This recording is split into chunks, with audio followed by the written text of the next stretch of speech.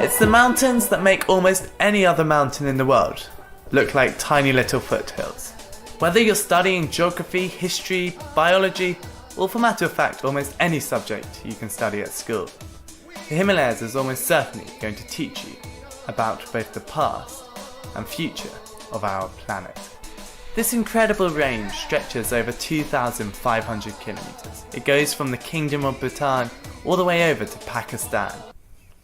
Now, one of the best things about the Himalayas is that it's not all about the professional equipment that costs thousands of bucks, high altitude, and the years of training that it takes to do mountains such as Everest, but the low altitude trails, such as in the Annapurna region. The name Annapurna, when translated from Nepalese to English, means the giver of food and nourishment. And this is exactly what you see when you go trekking in the Annapurna area.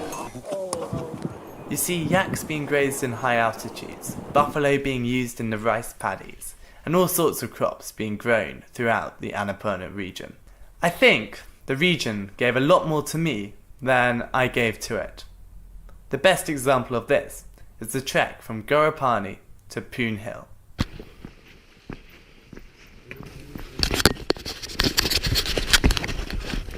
So it's 4 o'clock in the morning.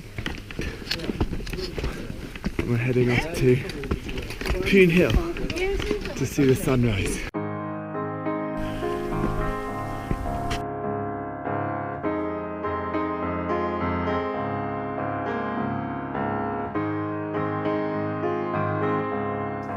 That's the thing about the Himalayas. It's much more easier than you think, and more awesome than you could ever believe.